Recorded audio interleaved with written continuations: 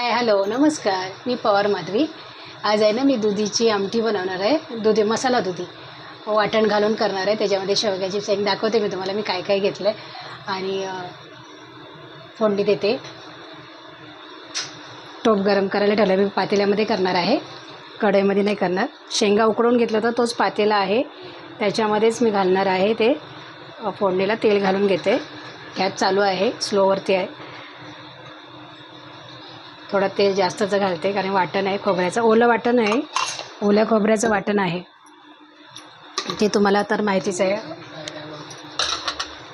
तर आपण टाकणार आहोत त्याच्यामध्ये मोहरी तडतडली की थोडं आपण जिरं टाकणार, कढीपत्ता टाकणार आहे, कोथिंबीर चिरून ठेवले. साधी सिंपल रेसिपी आहे. दुधी सहजं कोण खात नाही कारण की नुसती भाजी खायला होत नाही किंवा काही बाकी दुसरं टाकलं तर होतं छान खायला. पण आज मी मसाल्यामध्ये करणार आहे, त्याची आमटी करणार आहे दुधीची. शेंगा उकडवून घेतल्या थोडंसं मीठ घालून चिमूटभर, नाहीतर आतमध्ये मीठ लागत नाही त्यांना, मध्ये अळणी लागतात. तर थोडंसं आपण त्याच्यामध्ये जिरं टाकणार आहे, कढीपत्ता टाकला आणि कांदा टॅमॅटो आणि लसूण हे एकत्र टाकणार आहोत आपण. भाजून घेते.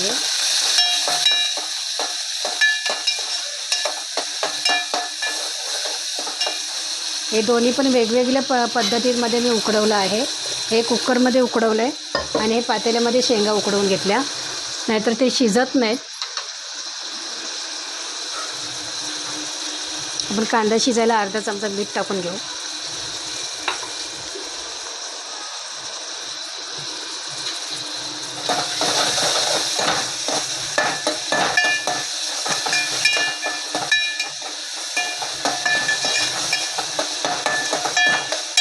पातेलं गरम झाल्यामुळे कांदा पटकन झाला आहे. गाडीचा हॉर्न वाजते खाली. फास्ट केला आहे गॅस.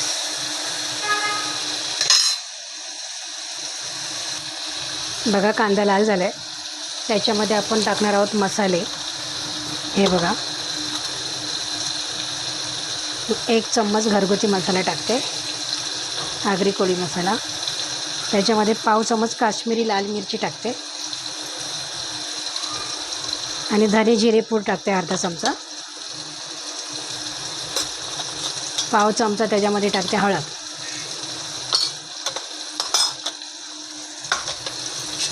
मसाले भाजून घेऊया. पकडते.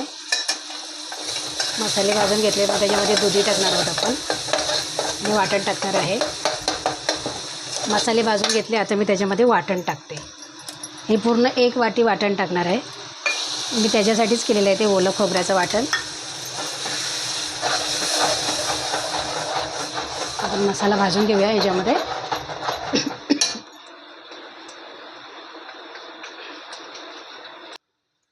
काश्मीरी मिरची टाकले म्हणून मसाल्याला चांगला कलर आला आहे.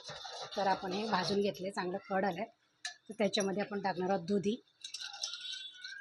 टाकून घेतला.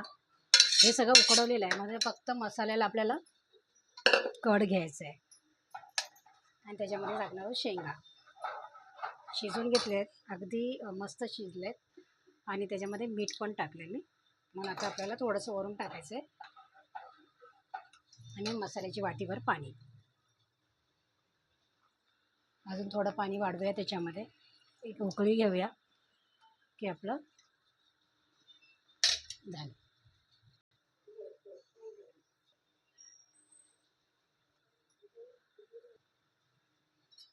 बघा आपलं मस्त सांबार झालं आहे.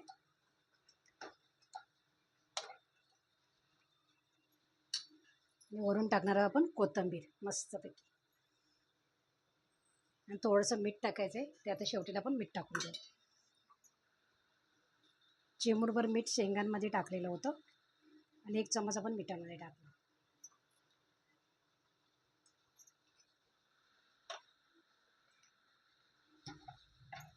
हे बघा,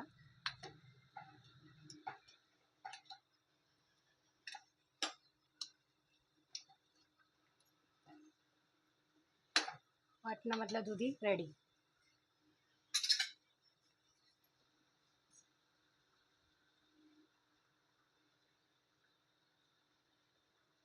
मी तर नेहमी दुधीचा वापर हे करते, कालवण किंवा भाजी सुक्या जावळ्यामध्ये. तर वाटत असेल की बाई किती हे खाते, दुधी खाते. तर दुधी मला खूप आवडतं, कारण काय माहिती आहे का, त्याचा आहे ना काकडीसारखा सुगंध येतं. तर मला खूप आवडतं दुधी. तर म्हटलं असं वेगवेगळं करून आम्ही भाजी खातो त्याची. जास्तीत जास्त करून आता मार्केटमध्ये गेले होते ना, त्यावेळेला मला असं वाटलं की मी दुधी नाही घेतलं आहे. आणि मग इथे गावामध्ये गाडी आली होती. तिथे पण मी दुधी घेतलं. मग माझ्याकडे 2-2 दुधी झाले. तर आता काय करणार? कशी भाजी करणार? तर एक दुधी संपवला, तर एक दुधी आता केलं. तर ही अशी मी आमटी बनवली मसाला टाकून. तुम्ही पण बनवा, आवडेल तुम्हाला आणि भातासोबत खायला खूप छान लागते. साऊथ इंडियन रेसिपी आहे ही. खोबरेल तेल टाकून जर फोडणी दिली ना, तर अजून छान लागेल. पण खोबरेल तेल आपण तर मराठी लोकं जास्त खात नाही. पण ही खूप सुगंध मस्त सुटला आहे. आत्ताच असं वाटतं की जेवायला बसूया, पण थंड झाल्याशिवाय जेवायला बसणार नाही आम्ही. तुम्ही पण या जेवायला. आवडलं तर लाईक, शेअर, सबस्क्राईब करा. बेल आयकॉन दाबायला विसरू नका आणि प्रत्येकाला शेअर करा, म्हणजे त्यांनाही आवडेल ते करण्यासाठी, खाण्यासाठी. तर तुम्ही पण करा माझ्या पद्धतीमध्ये. दुधी किंवा शेंगा किंवा वांगा बटाटा सांबार तुम्ही पण करून खा, आवडेल तुम्हाला. Bye bye. बघा कसं मस्त कढ येतं, छान झालं आहे आपलं. आता मी गॅस बंद करते. हे बघा, ओल्या खोबऱ्याच्या वाटणामध्येच करायचं, मस्त लागतं.